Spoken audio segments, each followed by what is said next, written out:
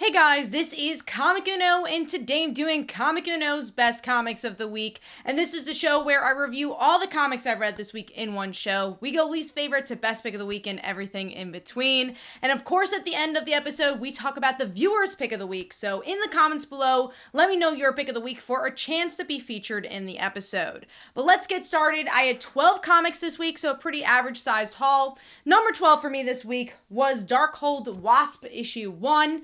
I have not been following the Darkhold event overall, but I am a fan of Janet, and I feel like she's a character that honestly does not get much spotlight, especially of her own. So when I got to see a title with her, I was like, okay, let me check this out. It seems like the one-shots are pretty disconnected, and it is. This was a purely a one-shot. There's a beginning, middle, and end, and the reason this is a little lower is I just feel like it tapped into things we've seen with Janet a lot, and I don't really feel like it empowered her as a character. It really had to do with the abusive relationship between her and Hank, and a lot of the story felt like I had to do with Hank more than her. I like the old school artwork. I think that was probably what I enjoyed the most of it, and the ending was pretty shocking. We do get to see that she kills Hank in the end of this. But yeah, I wish there was a better build up to it. I kind of wish it was just more about Janet. And again, I kind of wish it was a little bit more original because we've seen this story so many times with Janet, and I hate that it defines her character.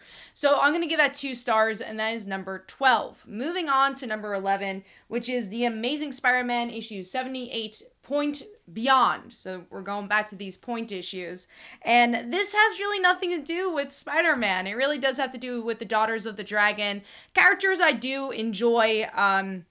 Haven't seen spotlighted in a while, and I haven't really found an amazing story with them outside of like the Netflix stuff. I haven't really been able to read many comics that I was like, oh my god, this is the best Daughters of the Dragon story.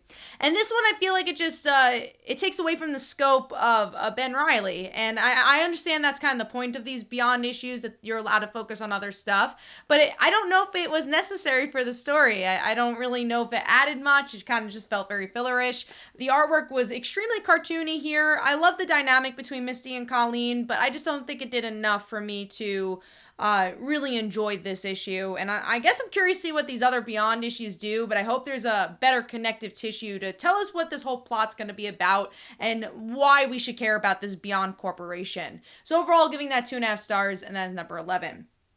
Moving on to number 10, which is Batman Secret Files, Gardner issue 1. You know, I'm not a huge fan of these Secret Files books, but I do like the idea that James Tynion has really built a bigger world for Batman, and I wanted to give these a try. The one I enjoyed the most probably was the Huntress one. Didn't really love Miracle Molly, didn't love Clown Hunter, but I love Poison Ivy, and I wanted to see how she would be connected to the Gardener because this is ex-girlfriend of hers. So I was curious to see what that story was about.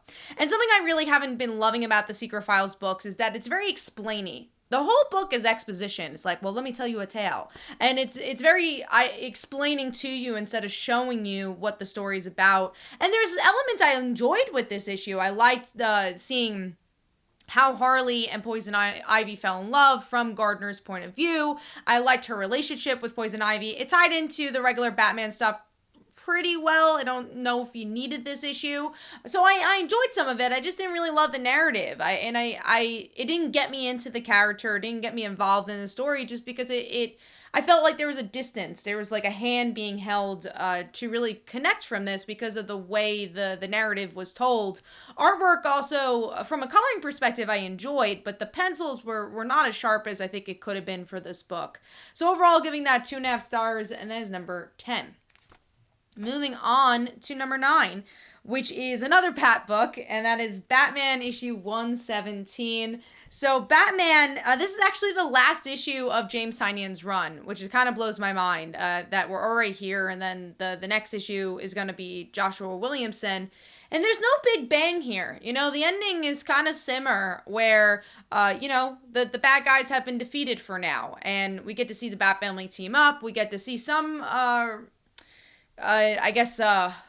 endings with Poison Ivy and Harley. They kiss in this issue, which was nice. But I felt like it was just too separated, and I honestly don't know if the story progressed enough for me to be like, wow, that was the end of Tynion's Batman run. It just kind of didn't feel as legendary as maybe some of the other runs since Scott Snyder, where no matter what you thought of the ending, they really built up to an ending. And maybe because of James Tynion leaving DC Comics, and we don't know what the schedule was like for every issue, that could be a reason why it felt this way. But yeah, I just wanted a little bit more of a wow factor, and this whole arc for me wasn't really that wow. But I like the artwork a lot here. I think that really worked, and like I said, seeing the team together was really nice. Just seeing the Bat family work together. So overall, giving that 2.5 stars, and that is number 9. Moving on to number 8, which is Power Rangers issue 13. My store did not have the indie comics because of the whole Diamond situation that's going on with some hacking thing going on. So they didn't have any of the indie titles for this week, so I read this one digitally. But Power Rangers, another build-up issue, just from a different perspective. This time we get to see the Omega Rangers team up, and that's really what most of the issue's about. We also get to kind of a bigger head of the war really hitting the town here. I felt like the last issue had a little bit more character moments, which usually Mighty Morphin does have more character moments than this. This is more mythology-driven. So if you like Power Rangers, if you like this series more, you're going to continue to like it. But I kind of like the vibe of Mighty Morphin a little bit more. Also, the art style, I felt like Billy looked a little weird here. Maybe his hair was longer than usual, but he didn't really look like Billy in those scenes. But overall, everyone else looked pretty good. And the Power Ranger scenes looked really good here. But I just felt like this was a little bit more of a forgettable issue as we build up to hopefully bigger moments in this series. So overall, giving that 3 stars, and that is number 8.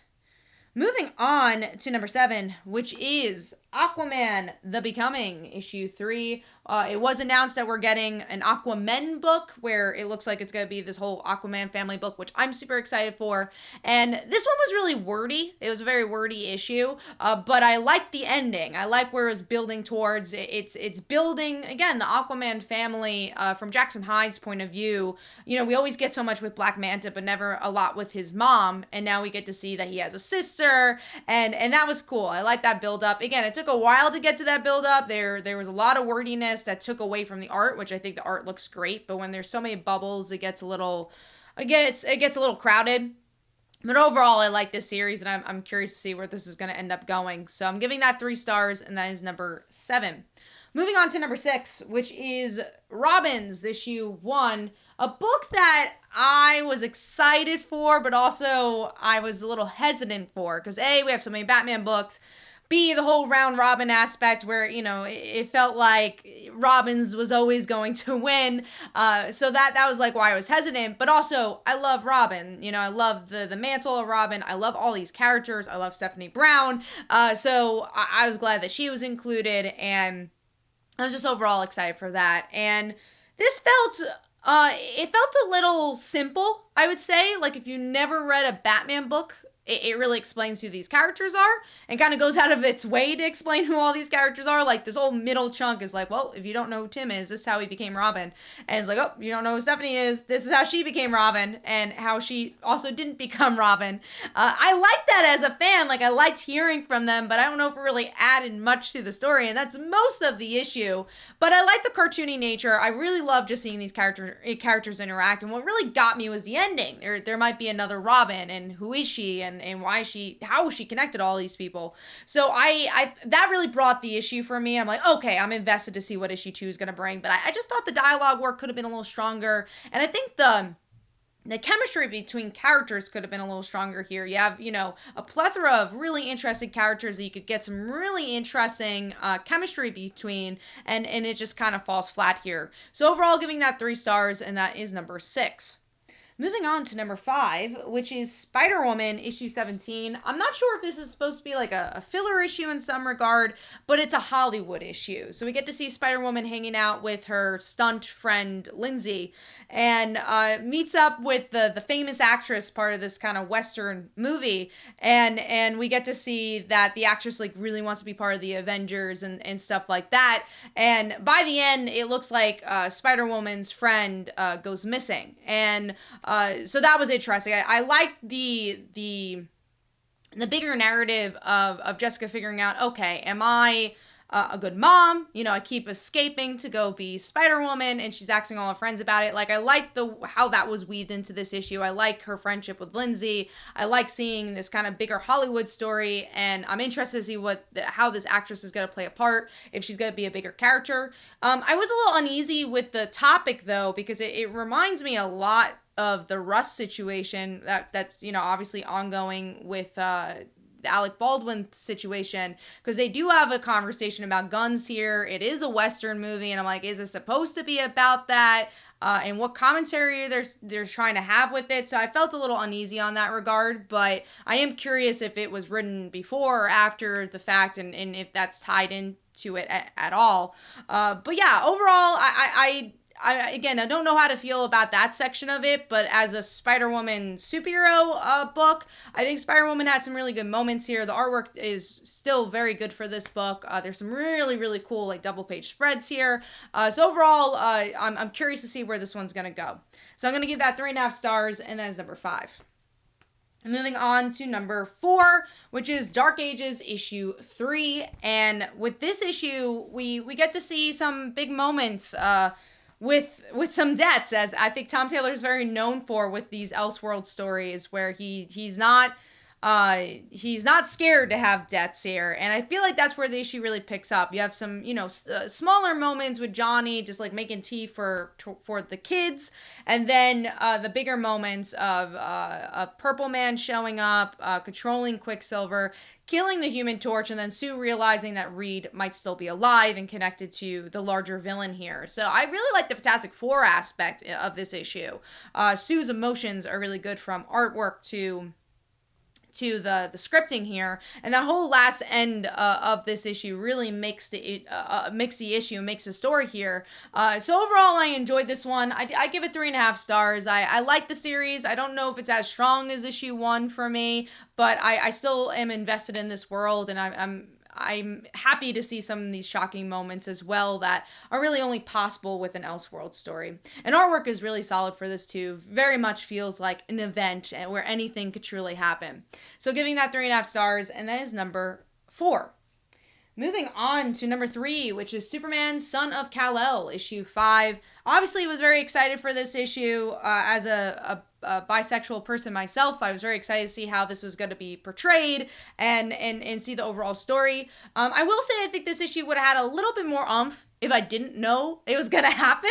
I feel like there's some things that are kind of taken away, because you were like, okay, are they going to build this up in this issue? Are we going to see a lot of Jay and John? And obviously, I do think they built up this relationship very well, issues 1 through 4. But you actually don't get to see a lot of Jay and John here. You don't really get to see his full reaction too much in this issue. There's not a huge amount of conversation about their relationship, because the kiss happens. He's like, okay, I kind of got to go away now.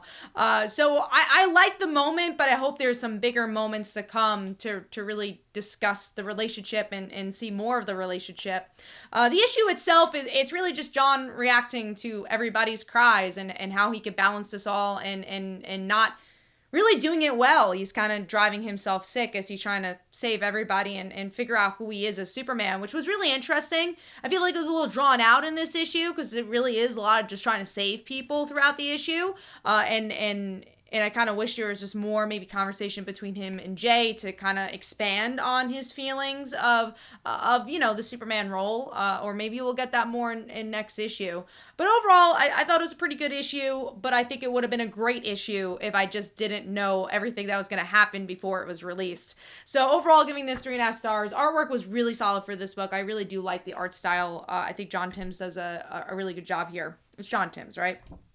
I know it's Tim's. Let me see. Yeah, John Timms. So that is number 3. And moving on to number 2, which is Refrigerators Full of Heads, issue 2. And this, you know, one thing I loved about Basketful of Heads, it truly felt like a slasher movie coming to life. Like, I felt like I was watching a movie. And this feels like a sequel to a slasher movie coming to life, where we get the introduction of June again, who is the final girl from our first story, and we just see what she's up to, right? She's kind of living an okay life, and then things kind of come crashing down again, where people are finding out more about the Axe's power, how she's connected to it, how she's brought back to it, all all while we're getting new characters involved as well, and new fun looks at how to cut off these heads and make them talk. So from artwork to scripting, it's so well done here, and it's just like a fun, bombastic slasher film, but in a comic book. And it's everything I love about the final girl genre and slashers in general, and it opens up a really cool world. It feels like a new franchise coming to life, and that's exactly what I want from this book. And you get sharks, you get more heads. It's just really good. So I thought this was a very solid issue, giving this 4 stars, and that is number 2. Moving on to number 1, which is another Sean Taylor book, which is Nightwing, issue 86, and it is the artist who has done Spider-Gwen, Rodriguez, and I like the art style for this. It's so interesting. It's kind of what I wanted Robin's to be. So this issue, the interactions between Tim and Steph and Cass and Dick and Barbara is exactly the chemistry I was trying to talk about with Robin, saying like, oh, I kind of wish we had those type of moments. And this felt like a Bat Family book in so many ways, and honestly, probably the best I've seen from Fear State. I like I was saying with Batman, that felt a little lacking to me, and this felt like, okay, like, I feel like they're taking over Gotham. I feel like I understand the story and how it's affecting our main characters. And it does a really good job with that. And also just their connection as characters. Barbara being worried about Steph and Cass. There's not any, like, huge moments in this issue. The seer goes away. That's going to be connected to a bigger story in Batgirls. Obviously very excited for that. And also very happy DC is really promoting Batgirls from the main Batman story. Literally every issue DC Comics this week had a preview of Batgirls. So very happy to see they're trying to promote that book, and having this connected to Batgirls I thought was very smart. And, we have other conversations as well about Barbara and Dick's relationship. So, the whole issue is not about that, but we do get to see some revelations of it. And it was just cool to see them all team up. I had a fun time with it and hope to see more stories like this, because I always think that's where the Bat Family is at its best. I think Rodriguez did such a great job with the pencils here. I like the darker tone. I really think it fit the vibe of the Bat Family. So overall, giving that 4 stars, and that is my pick of the week. Let me know in the comments below what your pick of the week was. And of course, we're going to talk about the viewer's pick of the week, which was Eternals issue 7. And here are some comments about that. Thank you guys. This is Comic Uno, and I will see you guys in the next one. Bye.